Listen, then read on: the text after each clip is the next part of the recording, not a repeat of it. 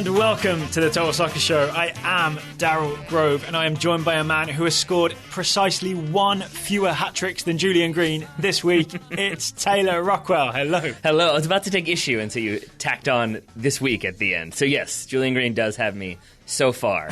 We'll see if you and I do any pickup soccer this week. Maybe that will change. Because those count equally? Yeah, I think so. Yeah, I think pickup soccer and preseason friendlies in the United States might be about the same. The tickets are more expensive for Bayern Munich versus Inter preseason. This is true. We are not sponsored by the International Champions Cup, if Nope. you noticed. We'll be talking about Julian Green's hat-trick for Bayern Munich later in the show. But top billing today, it's the US Women's National Team, because the US Women's National Team is preparing for the Olympics. First game is this Wednesday, 6 o'clock Eastern kickoff against New Zealand, the Football Ferns. So the first part of today's show is going to be all about essentially what's changed between the 2015 Women's World Cup final, which is where most people paid the most attention, including us, to that team, and now going into the Olympics, where the US will attempt to become the first team to do what, Taylor Rockwell? To win the World Cup and the Olympics in like successive years, basically. No team has ever won the World Cup and then won the Olympics. Some teams have, I guess, won the Olympics and then maybe come second. Right. That's what the United States did. So the tough thing is, I think, is the fact that it's the next year. There's often like a huge turnover, right? So I'm imagining what's happened in the past is like teams have their World Cup winning team, then there are retirements and people drift away, and then when you get to the Olympics, the team is weakened. Is that what's happened with the US team? And I'm asking because I partly think the answer is no. Well, I mean, the answer is yes, that they've lost players. Obviously, they've lost a few different players to retirement and to pregnancy, that were at the World Cup. That said, I think that they are overall a better team, a more talented team than that 2015 World Cup winning team. It's an exciting team, right? Yeah. The thing I've heard it described as a more talented, more exciting team that doesn't have the big leadership figures like Abby Wambach, even Rampone, who was a substitute, but she was former captain, and Shannon I think she Box was as well. Yeah, Shannon Box. Those players are gone. But so much young, exciting talent is in this team, ready to be unleashed on Brazil. Yeah, I think unleashed is the right term, because if you go back and watch that the Costa Rica game, their final friendly before heading to Rio, it was an unleashing of talent. That you had crazy attacking talent on the wings, up top, in the midfield, even in defense. You've got goal-scoring center backs and goal-scoring outside backs. Really, anyone on that team. There's no one that I would be surprised if they scored. Maybe even Hope Solo. Like, I wouldn't be surprised if she gets bored, drifts up, takes a free kick. Maybe it goes in. Who knows? Takes a Carly Lloyd shot from exactly. halfway. Yeah. Exactly. So essentially, we've like I said, we didn't pay as much attention post World Cup final 2015. But we've just gone back and watched the most recent friendly, saw some of the South Africa game, saw that Japan game where Japan pressed the US and put them in some trouble. And we've essentially got the things to look out for going into the Olympics. So this is aimed at the people who maybe don't know as much about the women's team as the real experts, but we're also hoping that the real experts will also enjoy it. So Taylor, what's your first thing to look out for as the US Women's National Team starts its Olympic campaign on Wednesday? I'd say clever but common sense distribution from Becky Sauerbrunn. Oh, that's a great description of Becky Sauerbrunn. And it really did take me a while, because so Becky Sauerbrunn is obviously a lockdown amazing center back. She and Julie Johnston have, they are the partnership when it comes to center backs. But what I'm continuously impressed by is her being Becky Sauerbrunn's decision making, because you will see them move the ball around center back to the outside back to the center back. But every now and then she picks her head up and she threads the needle. She'll split 2, 3, 4 defenders to find somebody open, find somebody in a channel, and it's not necessarily even flashy. It's just like this is where I'm going to play the ball now because this is what makes sense. Because and it's not like a through ball that splits a defense. It's more like she'll bypass the attackers and maybe the midfielders to get it to a forward who's come to show for the ball. And if you were to map the channel that she's played it down, you'd have two lines very close together. Yes, you would. It would not be wide enough for a bowling alley. No, but it is wide enough for Becky Sauerbrunn. And it's also, I would say, it's not like the Jerome Boateng for Bayern Munich where he picks out that long ball and plays it. I've seen her play some diagonals, though. Oh, she can do that too. But what I'm talking about specifically is how, with that kind of sideways passing that I was talking about with her and Julie Johnston, what they do a good job of is opening up seams. So you'll see her pick her head up and see a player checking into space. So say it's Alex Morgan dropping back. instead of playing that ball and trying to force it through and really doing that big wind up and driving it through, she'll pass it to Julie Johnston. Julie Johnston will then pass it back, and then it's a one-time pass that splits those three. Oh, I see. So it's kind of that like smart decision making, but knowing when to play and when to wait just long enough so that you suck in the defenders and buy your attackers more time. Okay, my question then: who has the better distribution out of the back, Becky Sauerbrunn or Megan Klingenberg? The sort of, I want to say, underrated but actually well rated by everybody who actually watches the games left back for the US national team. I think if you were going like purely on what you will remember, it's Becky Sauerbrunn, but that's because Megan Klingenberg does so many other things for this team in terms of obviously defensive responsibilities, being a lockdown defender, but also playing those balls, but also getting forward aggressively, getting assists, beating people, using her pace, using that engine, that motor she's got. So I think you see her do so many other things well that maybe you might not focus so much on her playing that one ball, whereas maybe you would with Becky Sauerbrunn. I want to give this to Megan Klingenberg as the better passer out of the back, if only because she's operating in less space. Because she's squeezed over on the left, whereas Sauerbrunn has the whole field to aim at. But does Megan Klingenberg take the long free kicks? Because that's what we saw Becky Sauerbrunn doing against Costa Rica with pretty good effect. I mean, she was definitely finding some players. And what I was really impressed by is that it's not just hoofing it long into the box. Every single time I saw Becky Sauerbrunn play a long ball, especially from those set pieces, it always was low, but with backspin. So it always kind of holds up, and you expect it's just going to be like driven and out of bounds, and it slows up just enough for a player to get on the end of it and make that run into the box. And I think there was one, I think it was a goal that Alex Morgan and Kelly Lode were basically both unmarked in the box because it was such a deceptive ball right from at the end Sauerbrunn. of the first half of the Costa Rica game. Yeah. So that's where I would say maybe I give the edge to Sauerbrunn over Klingenberg. All right, well, we've heard enough from you. Okay, that's fair. I mean, for now, you'll be back. Are cameos by players that people want to see. Because you've got probably Megan Rapinoe not in the starting 11 because she's just come back from major injury. Can we make a note? I don't want to talk about that now, but can we come back to Megan Rapinoe later? Because I have some thoughts on her. Absolutely. All right. Yeah. Kristen, who probably won't start because Alex Morgan is the starting forward, and I think it's going to be Pugh and Dunn are the starting wingers, which doesn't leave much space for Kristen Press to start. But she will come off the bench and will probably have an impact off the bench. Some people even think she should start over Alex Morgan. We will answer that question later on. And Tobin Heath. If it is Pugh and Dunn starting, that means Tobin Heath coming off the bench, doing her elasticos, her step-overs, her like unexpected passes. I'm always really excited when Tobin Heath enters the game because you do not know what's coming. Right, and again, to go back to the initial point we were making about this team, that's why I think this team is at least on paper, better because you have fewer players, so you have to have 18 roster. Yeah. You've really got to bring your stars, and you've really got to bring the players that are going to make an impact. And I think every single player on this roster is capable of making that impact. And it's also definitely those attackers that you mentioned, specifically Kristen Press. I think she could do that big cameo. So let's talk about Megan Rapinoe then, if you want to talk about Megan Rapinoe. Because to me, that's the biggest story. I feel like a lot of players with the injury and surgery that she had and the timing of when she came back would not have made this roster because it's an 18-player roster and because so much competition for places.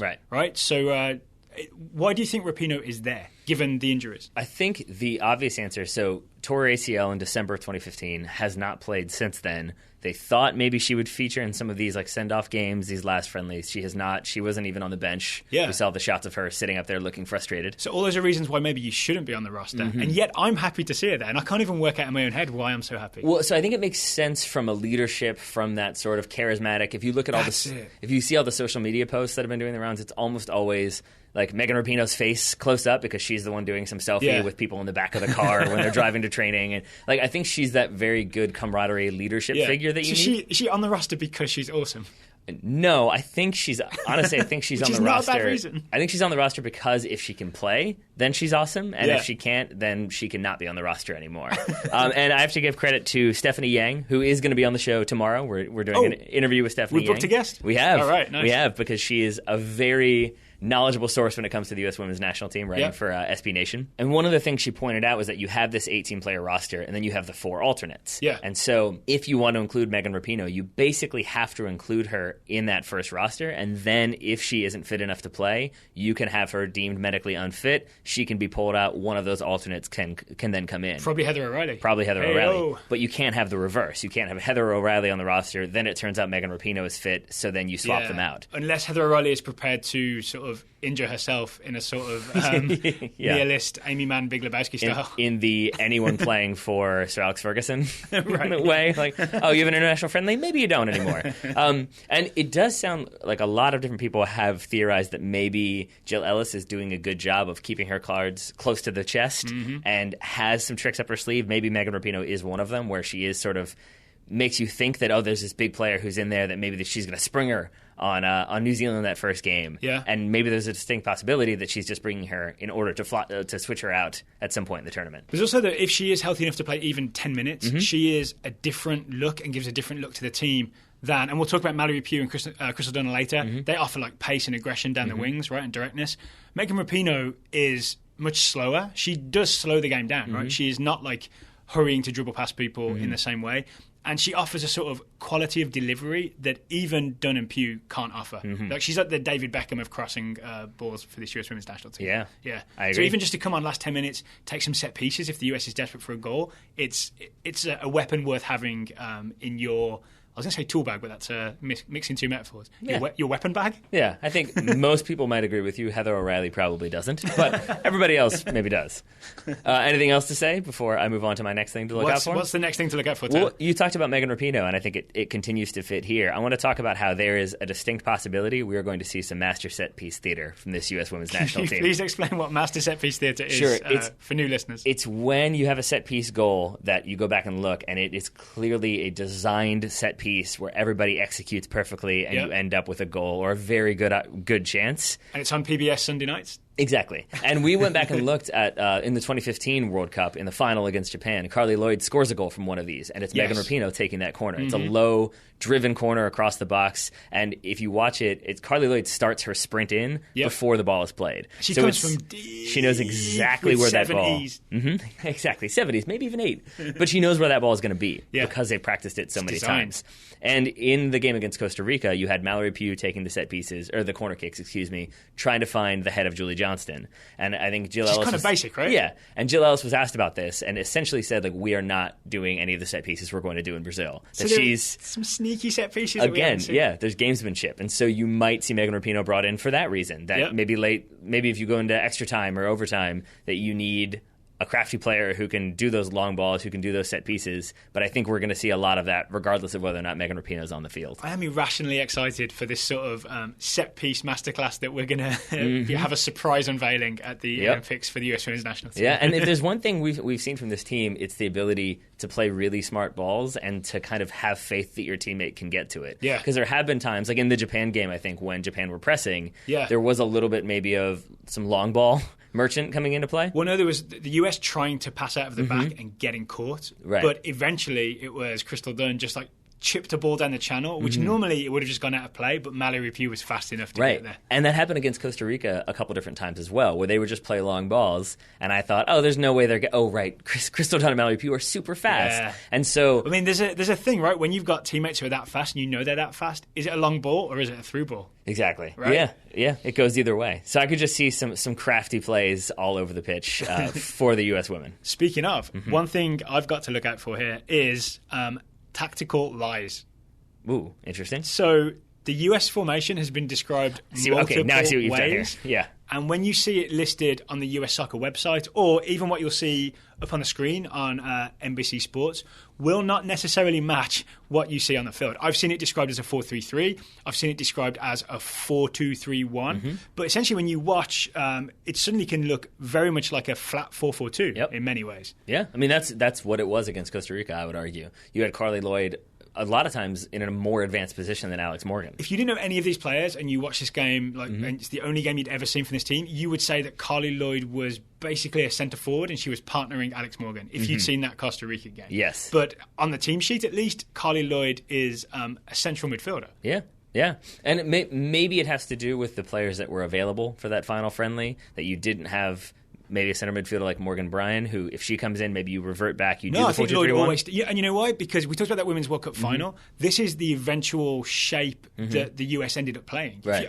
Earlier in the tournament, Lloyd was deeper. Towards the end, by the semi-final and the final, Carly Lloyd was playing that role like just underneath Alex Morgan. Right. So this is a thing that works. Right, but I guess then my question becomes, like, why continue to list it in that way? Because it's obviously not going to be... If it's Lloyd up there every single time, you would think that people would catch on and say, like, oh, well, it's clearly not just a lone striker or a three-striker front, that it's Carly Lloyd up there right next to Alex Morgan. Maybe it is a 4-4-2. And I don't know if maybe people are just scared to make that change because 4-4-2 is so passé. I think there are people who rely on those numbers as like absolutes. You know what I'm saying? So once it's listed as a 4-4-2 and you start saying Carly Lloyd's a striker, maybe there's some sort of blowback of people saying, oh, Gillette, she's playing Carly Lloyd as a striker. This stuff is crazy. You know what I mean? Maybe it's almost a PR thing where you have to say she's still a midfielder. And she is. I'm guessing you're going to talk about Carly Lloyd because you specifically asked me not to talk about Carly Lloyd in my... And yet here we are. So yeah, I get what did you have to say about Carly Lloyd? I guess we'll move on to that. Because to me, she's the most important piece in this weird tactical shift. Yeah, and I would say if you're looking for things to watch out for, watch for Carly Lloyd making life difficult for defenders, both in terms of going at defenders. Obviously, she can score goals, create opportunities, but also when the U.S. doesn't have possession, she makes very highly intelligent pressure. Like, she basically puts on highly intelligent pressure. Yes. And high, right? So she doesn't do it in deep midfield. She's up on the opposition defence, more or less, hassling them, making it hard for them. Right. But she does it in that way where, like, she will cut off one pass and then slowly kind of put that pressure on, and then she's in there, and then she's really putting you under pressure. But she doesn't just run and run and run. She cuts away angles and puts people under pressure in the way she wants them to be under pressure. Yeah, she's a smarty. So she'll force them out wide if that's what benefits the team. She'll push them inside if that's what benefits the team. But I was really impressed by that on a consistent basis from Carly Lloyd. And even just as the captain, oftentimes doing that Ronaldo thing where she would turn and yell at everybody, like, come on, everybody step forward. Join now's me in the the time. press. Exactly. Yeah. Now's the time to press, and now's the time to step. And then when the US has the ball, you obviously have to look out for Carly Lloyd. It's pretty much the complete package.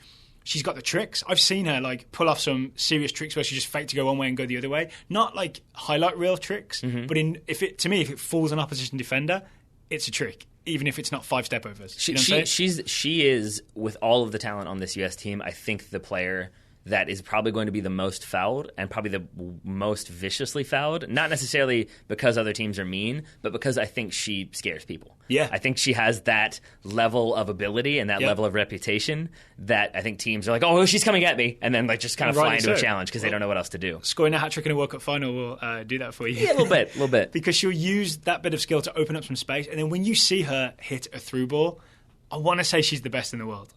There's so many balls that are just like perfectly weighted, perfectly bent, and get in behind the defence. And then when you've got the like Pugh and Morgan and Dunn running onto that, it's absolutely terrifying. They're a good team.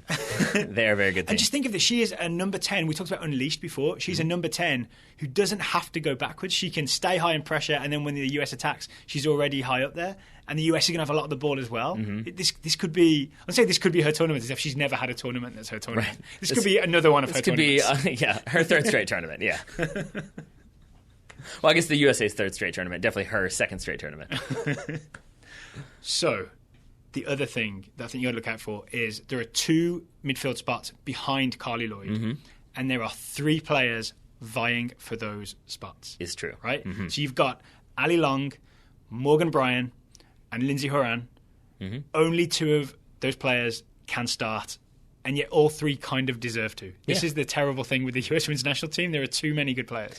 There are. I think you will see all 3 start at different points in this tournament. But not together, probably. No. Unless Carly Lloyd gets injured. Yeah, no, definitely not. But you have so few players, you have so many games in such a short time period that you are going to have to rotate players. You are going to have to start different people at different times. Yeah. So I think all 3 will play. It's just a matter of who is the first choice pairing, and I'm not really sure I have an answer for that. Well, no, going into the New Zealand game, Morgan Bryan is she's a favourite of the team. Like she played in the World Cup in the end, and people didn't think she would play that many minutes. I think a lot of people cite that as the turning point when she started playing regularly. Absolutely, I would not, because I don't think you and I were of the opinion that the U.S. never needed a turning point. Right. But whatever. But she has hamstring trouble, and in the meantime, it's been Ali Long playing in that sort of number 6 defensive midfield role, and Lindsay Horan in the sort of number 8 kind of defensive, but then also joining the attack kind of role. Right. I'm thinking that may be how we start, because why risk a player who's coming back from injury to begin the tournament when you've got a thing with Long and Horan that's working? The only reason why I kind of disagree, And it's not to say that I don't think they'll be the ones who start, but I just think the only wrinkle could be Jill Ellis just switching it up. That's what I keep going back to, is that I think... Switching it up to an injured player? No, not even necessarily switching it up to Morgan Bryant, but just pulling Carly Lloyd back, and all of a sudden it is a 4-2-3-1. Oh. They wrote I could just see different permutations, because I think she is going to gamble at times and in different games. But yeah, outside of that, I think that will be your starting pairing, and it probably will be in the 4-4-2 that looked pretty comfortable for the U.S. Have you been following the Ali Long story? Oh, yes, a little bit. But which aspect are you referring to? The part where she basically decided, I really need to push myself and get... Because she's always been in and around the US team, right? But not a guaranteed starter. And she just decided, I'm going to get an extra edge. And what she did, she went and played in a men's indoor futsal league. And then she also went and played with her, I believe, fiancé, who plays for a fifth-tier Spanish team, a men's team, and trained with those guys, essentially just to try and get used to a more physical, faster ball movement type thing, and just try and up that in her game. Yeah. And the result is she's in the starting 11 the game before the Olympics. She may be in the starting 11 for the first game. Yeah, and I think she and Crystal Dunn are both examples of if you have a little kid who doesn't make the team when they're 10, you get them to try back out, and you use these two as your examples. Yeah. Because Crystal Dunn obviously left off that World Cup roster, now proving why she belongs on this roster. Oh, yeah. And then in the situation of Ali Long, it's a player who, it sounds like, basically was right place, right time, where she kind of came into form when I believe it was Carly Lloyd was battling injuries, and so she was out of the squad. And then Ali Long came and really took her opportunities and kind of kept being in there because players were getting injured. And she was playing so well that she basically became a key part of the team through solid performances on her part, but also injuries from other people. So it was just sort of right place, right time. That's part of it. And then sticking with it, that's part of it. And maybe playing indoor futsal and training with Spanish teams, also part of it. So what else you got, Taylor? What else are we going to look out for? I'm going to say you got to look out for Mallory Pugh making someone look slow and foolish in the same play. Because she is very good at doing those types of things. Please explain. So, Mallory Pugh, 18, I think by far the youngest player on this U.S. roster. Non-professional, right? She's in college, UCLA. And she is a bit like Christian Pulisic for the men's team in the sense that does not look out of her depth at all. It does not look like a teenager playing amongst hardened veterans. She looks like a very crafty veteran and a very pacey veteran at that. That's what I'm most impressed with. With young, talented players, you often see the thing where maybe they dribble too much or maybe they don't make the smart passes. We had the scouting report on Marcus Edwards, who I think is roughly the same age, Spurs player who played in a preseason friendly. Drew Samuel said that, Edwards would sometimes dribble too much, sometimes put his teammates in trouble with a pass that he thinks good but is actually not that helpful. None of that from Mallory Pugh. She looks like she's been playing for 20 years. Yep.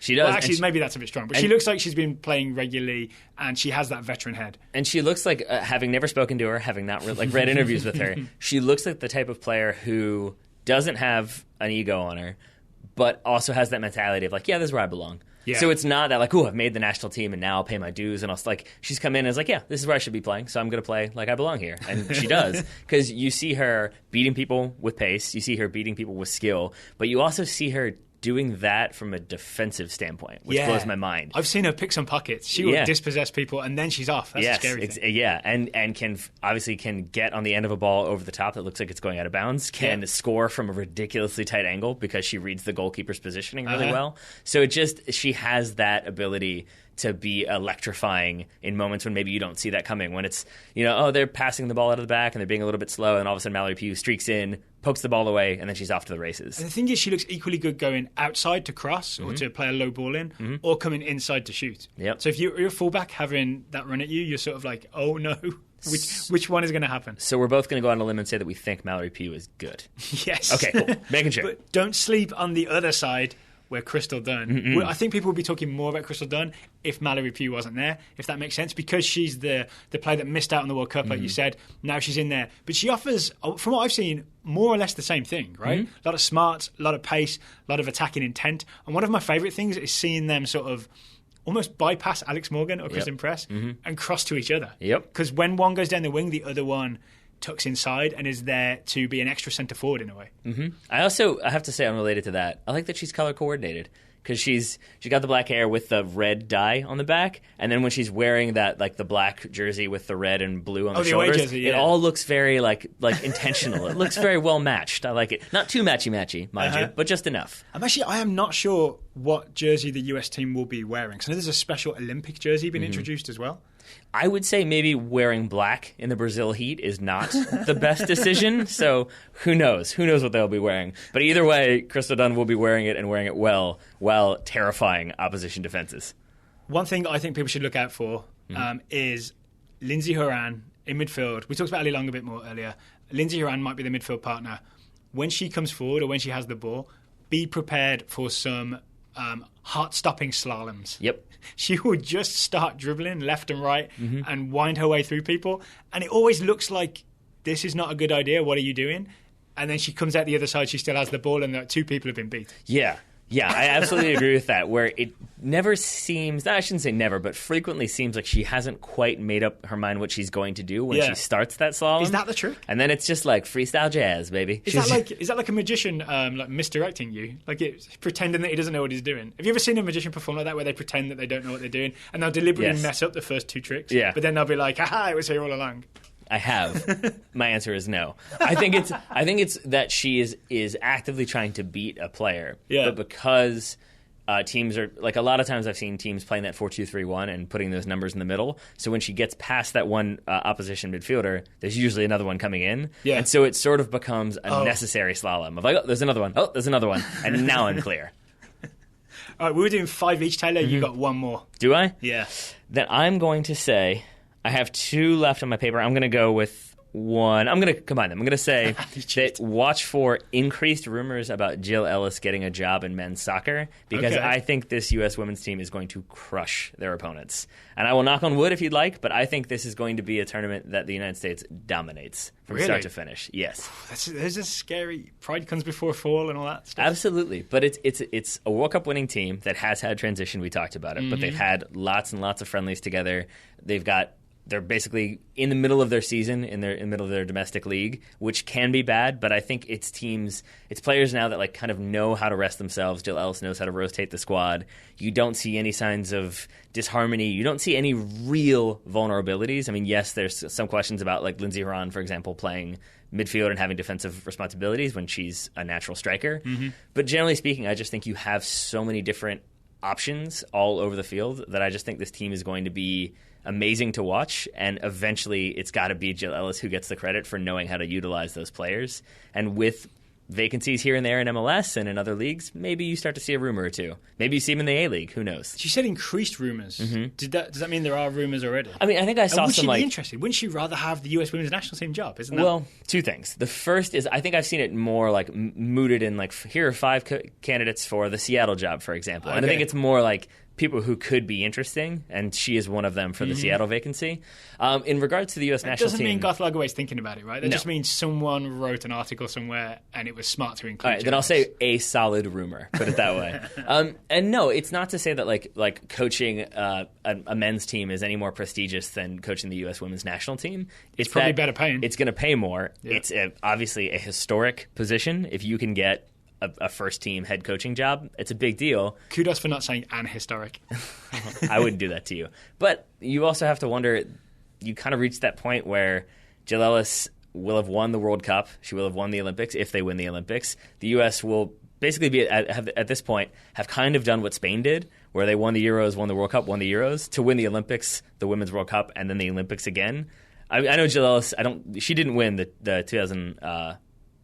Olympics 12 is Pearson time. Right there, yes, excuse me, yeah. But still, it's kind of you wonder where she can go from there with that team, and maybe she does just stick around and keep winning things, but maybe you look at historic opportunities and say, yeah, maybe why not? Okay, you've kind of convinced me. Yeah. But I also maybe take issue with the first part, which is that the US is just going to dominate this tournament. I think in our research for doing this show, we've obviously focused very heavily on the US women's national team. I don't know if there's some other team out there that is equally sort of reloaded and looking incredible. Yeah. Right? This is not going to be a cakewalk. This could be Brazil winning their first ever Olympic. I've got this theory that maybe, the Brazil men's team, they've won everything except the Olympics. And the Brazilian women's national team, I believe, has never won anything, or at least Marta has never won anything. This could be the time when they finally win on home soil. It's possible. For example. It is unlikely. Do you want to know why I say it's unlikely? Why is that? Because past is precedent. Do you know how many times women's soccer has been played at the Olympics? Since 96. So 5 times. the United States has won gold 4 times and silver once. So it would be a change-up for Brazil to come in and win it, put it that way. Fair enough. So I'm backing history is where I am with it.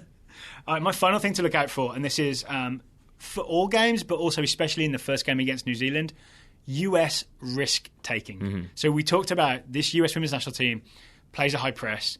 This US women's national team, when they are high-pressed, they try to pass out of the back, which can be risky, right? So that's risky. Japan caused all sorts of trouble for the US doing that. Mm-hmm. The US sends a lot of players forward. I've seen Jill Ellis talk about how they're happy to send Klingenberg forward and Mallory Pugh forward down the left because they essentially have faith in the positional sense and defensive awareness of Becky Sauerbrunn to cover that whole side. That's that whole awesome. Side. That is the old joke, right? It's like 70% of the world is covered by water, and the rest of it is covered by whoever. I think Becky Sauerbrunn fits that bill pretty well. Yeah, at least the left side of the world. Yeah. But just the idea that the US is kind of willing to throw players forward and risk getting counter-attacked on. So I'm almost saying this in a very positive way. Look out for US risk-taking because it's going to mean way more exciting games, especially way more exciting than the early games of the 2015 World Cup where the US were justifiably but quite cautious, right? Yeah. So fireworks, be prepared. I'm excited for those fireworks. Well, you keep thinking about fireworks. We have some listener questions, Taylor. We sure do. First one is from Ed D. Horatius. So Ed emailed us, maybe a week ago, to ask, has Alex Morgan lost her edge? Ed says, I just wonder whether she's going on reputation at this point, that she was so deadly pre-injury that people are just assuming she still is, even if the stats don't back it up. Am I being a hater? Ed asks, which is a whole other question. Or should we see more of Kristen Press in Morgan's spot? Well, first of all, Ed's not being a hater, because to be a hater, he would have been like, Alex Morgan's terrible. Yeah. She has no business being on this team. Right. Then you're being a hater. That said, I don't think I agree with his overall sentiment that Alex Morgan has lost her edge, that she's coasting, that other players need to come in and replace her. Because I think she has very much earned her starting spot for this team. On reputation or on what she's doing right now? Because that's the essence of the question. On what she's doing right now. She's scored 4 goals in the last 6 games, all of those games against top 10 opponents in the world. Right. So she's still scoring goals.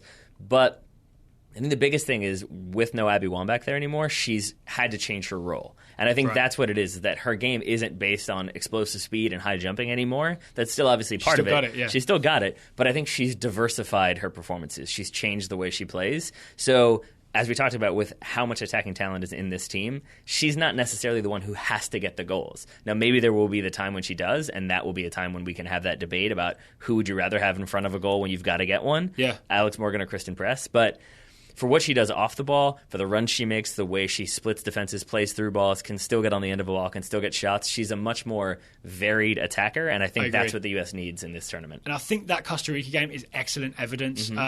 On one hand, you can see what Ed's saying in that Alex Morgan did not score in that game. Kristen Press came off the bench and scored, right? Yeah. So you can see like maybe she's a more reliable goal scorer.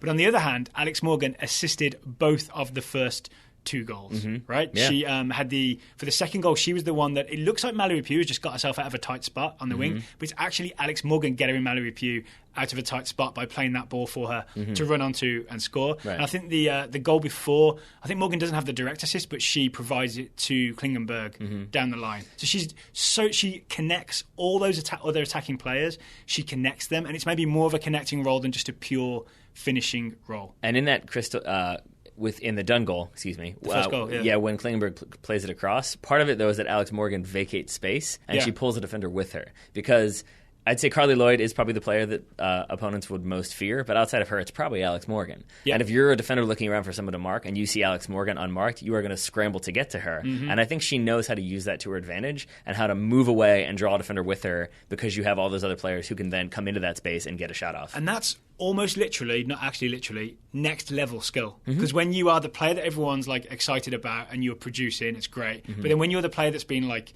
extra marked, using intelligence to use that to your team's advantage, I think of that as like the next level advancement in your career. You know what I'm saying?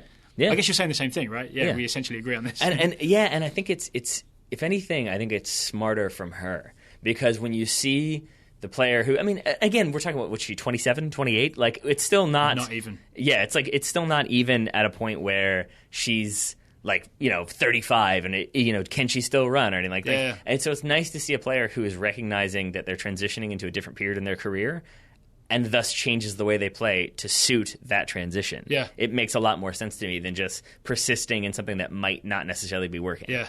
And I feel bad for Kristen Press because on any other team, I think she's a starting striker. Yeah. Easily. On this team, she's like the second choice centre forward. And she's so good that she can fill in on the wings, even though it's not her best spot. So she's either playing second fiddle or out of position, or out of position second fiddle. Right? Yeah. But she doesn't seem to mind, which I think is key to the way this whole thing works. So maybe US fans should just be happy that they have someone as talented as Kristen Press who's willing to not be sort of front and center the whole time. And final point on this, I would say, talk again, going back to those attackers we mentioned for a second, Alex Morgan, Carly Lloyd, Crystal Dunn, and Mallory Pugh, right? All of those players are going to exhaust defenses. They're going to wear players down. They're going to stretch defenses. And then if you're Kristen Press, if you come on to the 70th minute against an exhausted defense, you are fresh and happy and ready to go, you're going to get goals. And so it suits you as well because you're still going to get on the score sheet, you're still going to get minutes, and you're going to do so against a tired opponent. Yep. Maybe it works for both parties. So that question was emailed to us by Ed De Horatius. Ed, thank you for the question. We hope we answered it sufficiently. We also just put a call out last night for quick questions via Facebook and Twitter, so we've got a quick selection of those, Taylor. First up, Mark Vinegray asks, how much of an impact will Mallory Pugh make with Sydney Leroux out? Right.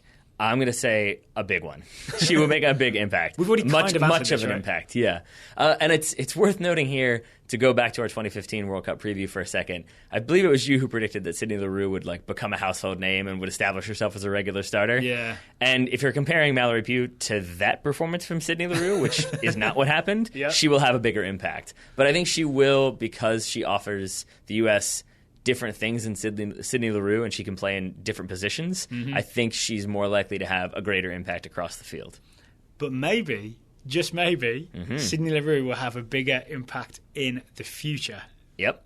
Because this all goes back. There's an email we got in 2015, I think. I'm actually not sure when we got it. It was from Jason Fleischer. It was 2015 because we were talking about players coming back from pregnancy. I think it was specifically about Amy Rodriguez. Yeah, so Amy Rodriguez, apparently her stats get better after she was pregnant.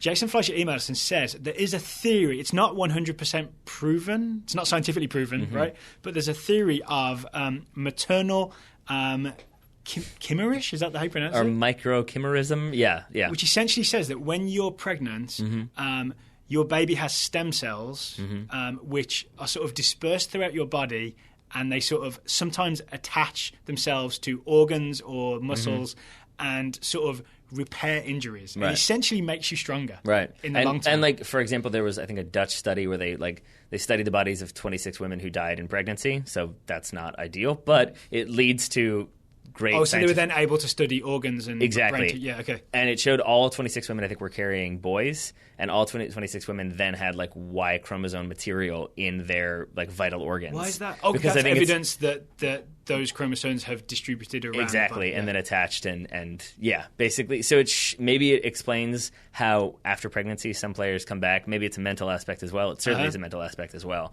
But it's also that maybe the stem cells strengthen organs, strengthen performance, and then you can come back and be superhuman as a result. So yes, maybe Sydney Leroux, when she's a mother, will be this sort of extra striker, and she'll score 100 goals for the US when she comes back. Who knows? Could be. Right now, it's Mallory Pugh's turn to score all the goals.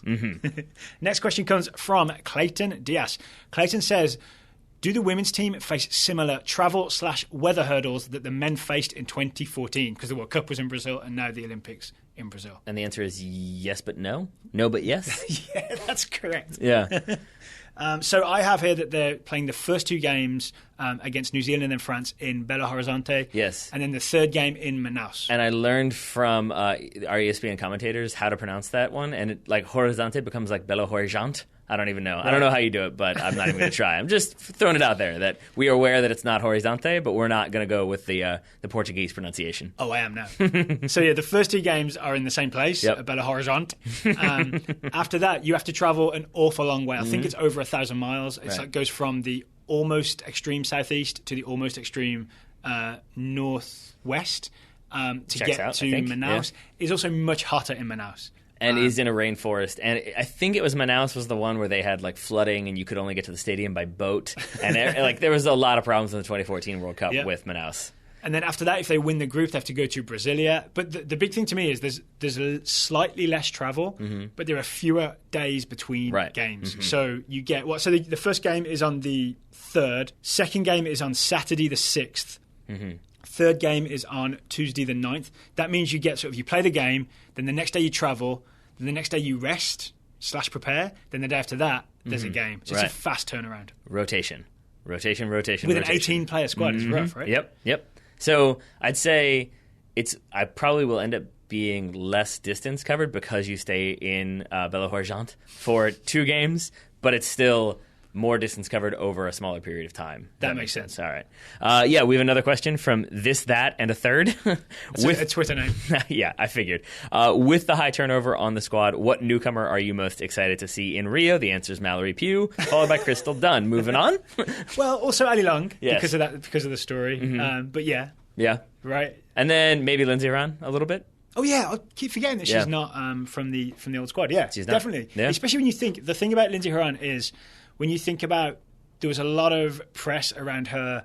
Didn't she forego college and sign She's the first might be American player ever, but certainly the first women's player to out of high school sign for a European club. And it was like 6 figures, I believe, to sign for PSG. Who won like 15 league titles in a row? Yeah, like that? But it's but then there was this expectation, maybe, this player's doing that, they must be like in the team immediately, but they weren't because that team's stacked. But now you're seeing Lindsay Horan finally in the team. Maybe she gets to sort of fulfill the early promise. Not that she's ever failed, but suddenly she gets those US Women's National Team headlines. Yep. All right. Any more questions? Slalom away, Lindsay. Slalom through midfield. Any other ones, Mr. Grove? Final one we have is from Patrick Schneider. Patrick Schneider says, can alternates be added at any time throughout the tournament? The answer is yes. So you have 4 alternates, Ashlyn Harris, Emily Sonnet, Samantha Mewis, and Heather O'Reilly. The aforementioned Heather O'Reilly. All 4 travel with the squad to Brazil. I think are allowed to train with the team as well. Yeah. They just can't be on that match day roster. Anyone's allowed to train with the team. If Gilelis invited us, you and I could train with the team. That seems so weird to me. It seems like that shouldn't be allowed. Why?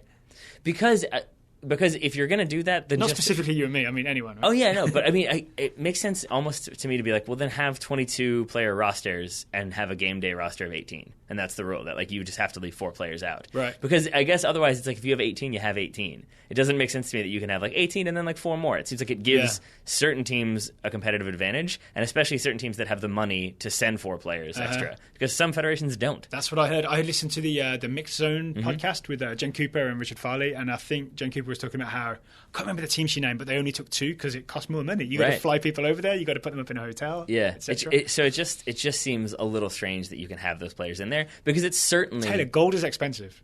Yeah, well, that's true. You want to print 18 medals or 22 medals?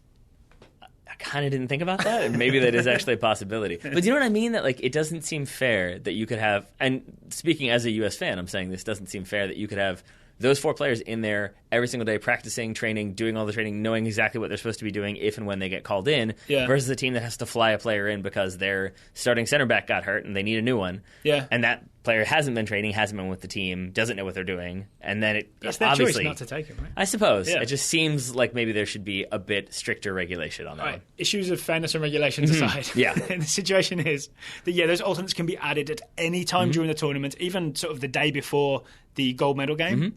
But the player that drops out has to be medically injured, right? It has to be looked at by the US soccer doctor and signed off by the Olympic doctor. Correct. So it has to be a legit injury. It can't be a Ryan Giggs Man United Wales injury. This is true. Yeah.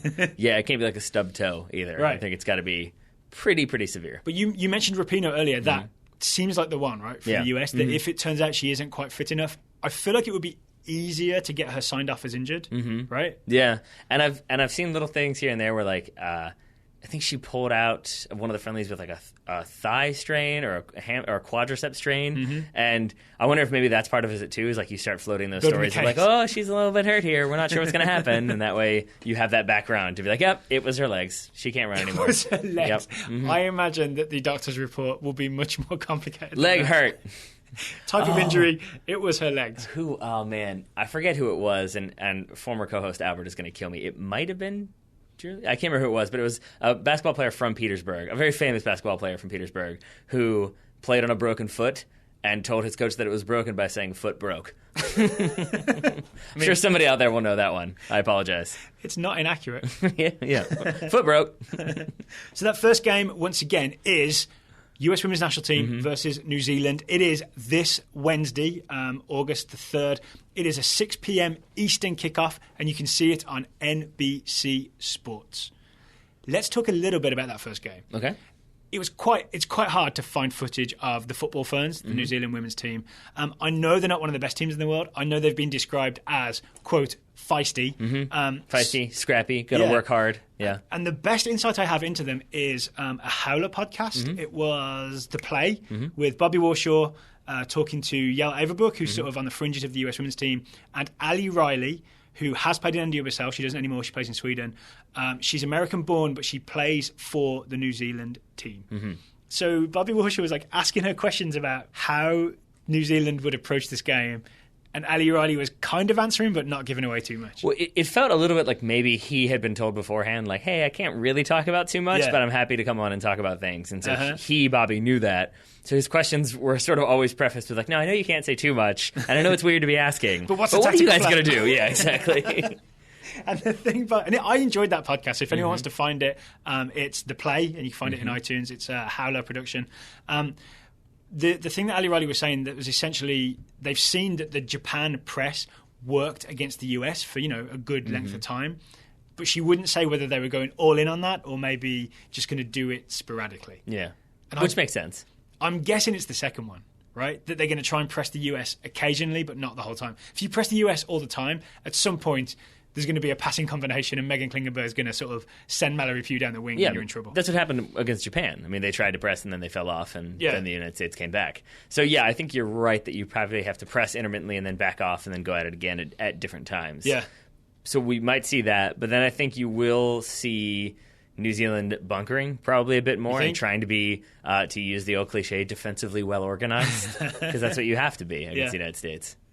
And then the second game, France is the toughest team in this group, not least because Colombia are missing two of their better players. They're not in great shape right now, that team. So France is the big game, but you've got to start with a win against New Zealand because the US, you're talking about the US dominating this tournament. That means winning the group, right? Yeah. And that means winning the first game against New Zealand. So tune in Wednesday, 6 o'clock. And especially because if the United States does not win the group, if they finish second, they will play the winner of Group F, which is likely going to be Germany. So you probably don't want to meet Germany in the knockout round, at least until you have to.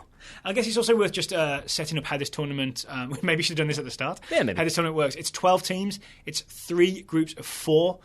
Top 2 from each group go through, plus 2 best third-place teams, so you end up with a quarter-finals. But again, really, if you're the US, it's win the group or things have gone wrong. Yep. Right? It sure is. So we'll be back on Thursday morning with our review of the US versus New Zealand. We'll also have some extra preview, if you're a US Women's National Team fan, with Taylor talking to Stephanie Yang. I look forward to it. Before we talk Julian Green, Taylor, we have a sponsor on today's show. It is SeatGeek. That is correct. It's SeatGeek, who are now the official ticketing partner of Major League Soccer. SeatGeek is working with the league and its teams to introduce a new ticket buying experience that will make it easier for you to buy, sell, share, and access tickets to MLS matches. So we announced this partnership on Friday's show. Yeah, we did. I asked you to pick a Major League Soccer game. And I did. So I could use SeatGeek to see what the ticket cost was. And just like Indiana Jones, you chose wisely. Yeah, so I picked NYCFC versus Colorado, thinking that it would be a tight, well-fought affair where you had players who at the All-Star game coming back and playing in that game. You'd have Jermaine Jones battling. You'd have David Villa and Andrea Pirlo. And in this situation, you had Frank Lampard battling to a hat trick in a 5-1 victory for NYCFC. Absolutely. Frank Lampard becomes the first NYCFC player to score a hat trick. The first goal was kind of like a stretch at the far post to knock it in. The second goal was really good. It was a smart touch and then a Lampard strike. Still got the venom in his boots when he wants to really hit it. Third was a penalty, which after I'd heard about it, I was kind of disappointed because it almost doesn't count. Yeah, it's fine. Do you feel like it counts like a hat trick and the third one's a penalty kick? Did he score a goal? He scored a penalty kick. Could he have missed it? Yes, he didn't. So yes, it definitely counts. Okay. All I'm saying is that I'm 1 for 1 when it comes to saying which match you should attend. To give Colorado fans a bit of relief, I want to say, the reason that this was such a high score is that Azero was sent off. It was 1-0 when he was sent off. I think that's where the collapse comes from. It's true. But Taylor can pick them. So, as part of our SeatGeek second sponsorship here, I'm going to ask you to pick another MLS game for next weekend, and I'm going to look up the tickets. And I'm going to be really brave here. And I'm going to select the rivalry that the league loves the most, which is the New York Red Bulls traveling to the LA Galaxy. It's not that surprising of a pick. So that's this weekend? Yes. So it's on Galaxy Sunday. Hosting Red Bulls. I literally have the SeatGeek app in front of me. I search LA Galaxy. He's doing it now. Los Angeles Galaxy listed under performers. Ooh. So SeatGeek rates Los Angeles Galaxy.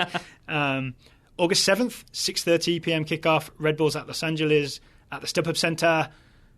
$21 is the lowest price listed on SeatGeek. And is it red, yellow, or green?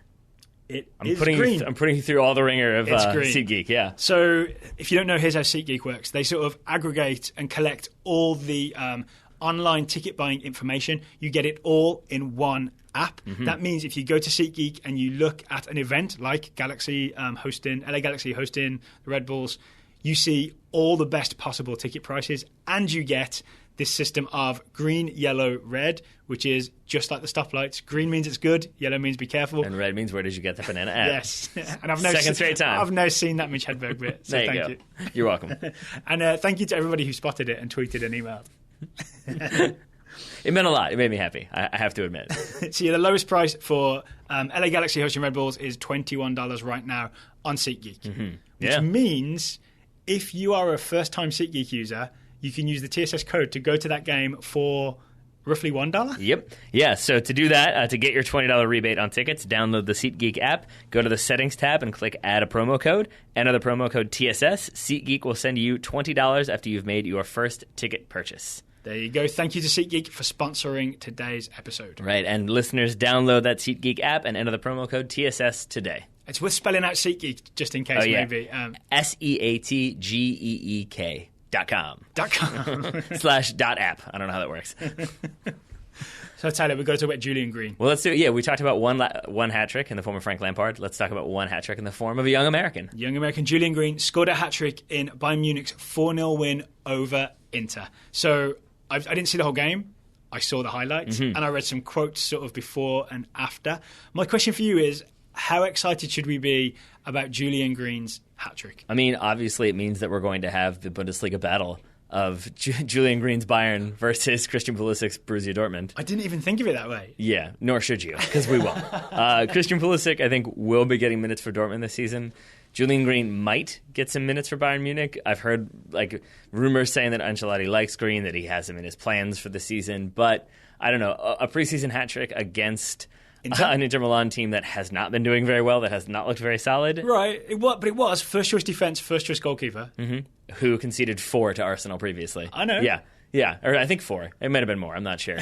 So, I mean, there's the grain of salt there. That said, I mean, as I said about Frank Lampard, all you can do is score the goals and take the opportunities that present themselves to you, and that's what he did. And if you look at the players Green was on the field with, the first goal comes from a David Alaba cross, right? So very much Bayern first team. It's Green sort of like slash into the near post and kind of limbally redirecting it to the far post. Yeah. Second goal is a through ball from Franck Ribéry, no less. This one's my favourite. It's a very composed left-footed drive to the far post. Yeah. And the third one, he may be a little bit offside. Oh, he's definitely offside. But it's from Rafinha, who is another Bayern first team player. He's a good yard or two offside on that third one. But the second one is especially impressive because it starts with a long ball that he does well to contest, and basically because he's there battling for it, it spills to I think it's Ribéry. But then he immediately turns, he being Green, turns and sprints and gets around.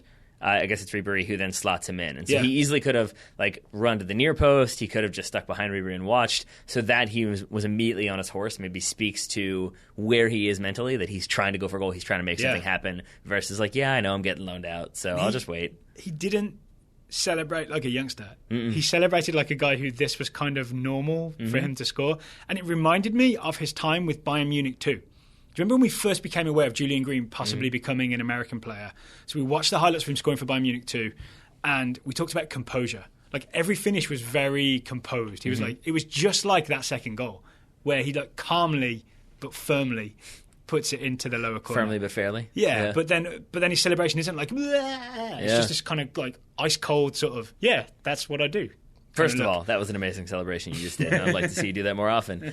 I'd like to score more often. But it is kind of a bummer, though, right? Because even with that, like I feel like a lot of the response was kind of ironic and sarcastic versus like, oh, that's great. Like, I'm glad to see him doing well, like scoring goals. That's all he can do. It's sort of like, oh, yeah, that guy, American legend. But I think this may be where it all changes. Really? Here's my evidence for why this might actually be a turning point. I'm going to go ahead and say prematurely I disagree. But okay. Well, first of all, Guardiola's gone, Ancelotti's in, so it is a fresh start for Julian Green, right? Second of all, start the season, it was announced Julian Green is no longer going to be playing for Bayern Munich 2. So he won't be getting any minutes down there. So he's either going out on loan, or he's going to get some minutes for Bayern Munich's first team, or he's going to play zero soccer all season. Those are his three options. But having the Bayern Munich 2 thing off the table, I think is a good thing, because it means he's no longer languishing there. Okay. Right? Javi Martinez says, I think this guy's going to play some minutes this season. Carlo Ancelotti says, he will play some minutes for me this season. He will be useful to us this season. Here's my biggest thing. Who is Robert Lewandowski's other striker / backup at Bayern Munich? Name me another striker that's not Lewandowski at Bayern Munich. No, I don't know if there is one or is one of like note. Yeah, you have lots of different people. Like you could have Thomas Muller in there, but there's no out-and-out striker. Yeah, that's pretty much it. It used to be sometimes Mario Götze would play there in sort of the role, the false nine-ish role he does for Germany. If there's a big game and Lewandowski's not there, I read this on Bavarian Football Works. They were talking about if there's a big game tomorrow and Robert Lewandowski's injured, you're obviously not going to play Julian Green, right? Against Real Madrid in a semi-final of the Champions League or something. You'll play Thomas Muller there and then build the rest of the team like that. Right.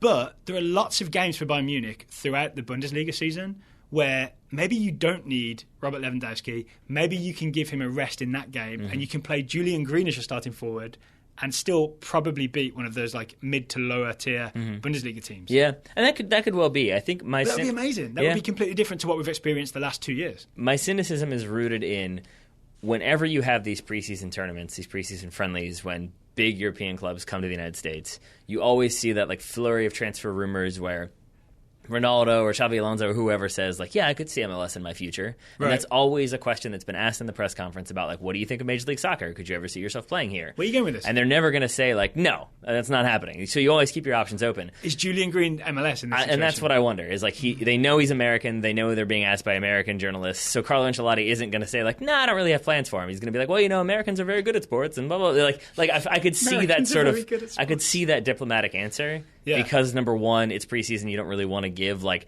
hard and fast answers. And it's easier just to say, like, oh, no, he's a great player, and I'm excited to see him develop at Bayern Munich. Is this a conspiracy theory where they set it up for Julian Green to score a hat-trick in America? No, it's more like... Because I read some other posts. Buzz Aldrin wants a word with you. Yeah. Again, never said that. Never said what people think I said. Anyway... It's just funny to pretend and then see the look on your face. Ridiculous. No, I think it's more that from what I've read, he being Julian Green, has not had the best preseason. It's not like he's just been lights out across the board. I mean, he's had some like, yeah, he played, but it wasn't anything like too crazy. Yeah. And so this maybe is an outlier for preseason for him. And so with that comes like, yeah, it's great he did that. But again, Carlo Ancelotti is not going to say, yeah, he scored a hat-trick and that's wonderful. But, you know, who cares? Just let me have my optimism. I will. For a little That's while. fine. Sure. I think I'm going the opposite direction just because I don't want to get caught up in that hype. Yeah. I'm like, no, this is it. He's back. He's going to come good. And then when he doesn't play a minute this season, that changes dramatically. Yeah. But even if he plays 5 games for Bayern this season, that's like more than ever. Right? This is progress. Is that what it's come to? I'm pretty sure. Yeah. Okay. All right. Should we move on to some other young players? Sounds so good we've to me. been receiving Total Soccer Show scouting reports from all our TSS subscribers and scouts, letting us know about what's going on with all the best up-and-coming youngsters. Let's start with Yanni Serra, scouted by Kevin Renshaw. Yanni Serra went to the U19 Euros with Germany, but didn't have a great tournament. Is this a negative scouting report? Yeah, oh, dear. In a variety of ways. He featured in all of Germany's group stage games. So far, so good. But managed 0 goals and 1 assist. And basically, he kind of, I think, was brought into the squad as like maybe the third or fourth choice striker. Okay. Worse, though, is that he apparently ruptured both his ACL and MCL, so he will likely be out for quite some time. Oh, Yanni Serra. Yeah, it's not great. I've never met Yanni Serra, but every like young player in the scouting network, I feel kind of weirdly paternal about them. You know what I mean? So when you hear of a terrible injury, I'm like, oh. I also think that rupture is the technical medical term for what you do to your ACL. But but the modern parlance is I tore my ACL, and so rupture just makes it sound so much worse. It sounds like it exploded all over your leg, and it was terrible, as opposed to just like, yeah, it's a tear. It'll be mended. So I have one here from a scout, Michael Fisk, who has been scouting Andreas Christensen, the Danish, I believe, centre-back, Chelsea centre-back. German papers are reporting that Borussia Mönchengladbach have bid 18 million euros for last season's Player of the Year, young Mr. Christensen. Chelsea are said to be holding out for 22 million euros, and Michael has promised to provide updates as the story progresses. Oh, you wrote this. Okay. I did. So Michael promised you that he will provide updates as the story progresses. He did, because from what I read, the first bid from Gladbach was 14.5 million euros, and then it's been up to 18. Chelsea holding out for more. So it sounds like they are very much actively bidding for him, and Chelsea just aren't letting it go. Did Michael request a Chelsea player? Yes. Yeah. Oh, well, again, we How had does that he conversation about, he wants to stick with him. Excellent. He said he's sticking around. He's not just moving. I love it when scouting a player who's from your team leads to you watching another team. Yep. Right? Yeah. It really is at this point. It seems like it's kind of a 50-50 chance. Like, if you're a Chelsea fan, just say I want whoever, because that player sometimes moves. Who was it who didn't want a Man United player? So we gave him Anthony Martial, and then he moved to Man United? I think it was Mark Vinegray. Yes, I think so. So those moments can happen as well, and I apologize when they do. One man who doesn't need to apologize is Jack Storer, scouted by Gillian Avalon. The 18-year-old Birmingham City striker has been getting minutes this preseason. He played and scored against Forest Green Rovers, played and scored against Port Vale, and scored 3 others for the U21 side. That's 5 goals in 5 games. Not a bad return. More importantly, head coach Gary Rowlett said he's got the energy to become a cult hero if he keeps performing like he has been, which is basically coming in and then scoring goals. He's that the super sub, the Ole Gunnar Solskjaer super sub. So he'll be like the Northern Irish striker. Yeah. I've forgotten his name. Will Griggs? Yes. Yeah. Yes. It'll be Storers on fire. Exactly. Or maybe it needs to be something better, because you need a song about your cult hero, so maybe it'll be like Tell Me a Storer or something. Oh, no. Also, it's Will Grigg, isn't it? And I'm just used to Will Griggs on fire. Right. Yeah, there it is. There it is. Final scouting report, Mr. Grove? It's from Jeff Markman, who is scouting Jeff Rene Adelaide, who I believe Jeff Markman has christened The Jeff, which is actually kind of like one being the Big Lebowski and one being the other Lebowski. The Jeff. Oh, start of the report is The Jeff's promotion to the Arsenal first team was confirmed by the club via Instagram, the most official of sources. Of course. But he has not yet been assigned a squad number. The Jeff has featured in the club's 3 pre-season friendlies and has been, according to the other Jeff Markman, solid but remarkable. Or unremarkable. I'm sorry, that's a typo by me. So it's basically has been playing, but hasn't really been like doing too much of note consistently. So sometimes he tries to do too much. Sometimes he doesn't try to do enough. Sometimes he does just enough. Yeah. Well, so, minutes is minutes. There you go. Exactly. Yeah. Also, you mock the official Instagram thing. I don't know how much you follow like the transfer rumor gossip, but a huge part of whenever I talk to you, a huge part of what people look at is who players follow on Instagram. Because like, for example, when there were the rumors about Zlatan first going to Manchester United, all of a sudden like 12 Man United players followed him on Instagram, and it became a thing of like, wait a minute, why are all of you doing that? It happens with that. It happens with wives and girlfriends as well. When all of a sudden the wife of a player follows this club that the player's linked with on Instagram, it becomes more of a story, because then it's like, wait, why are you doing that? There must be a reason. We are getting towards the day where that's going to be in the contract. We'll be like, do not follow any of our players, and your wife doesn't follow any of our players until we've signed the contract. Yeah. I feel like there probably are social media clauses and contracts that we just don't know about. There have to be. There have to be. Yeah.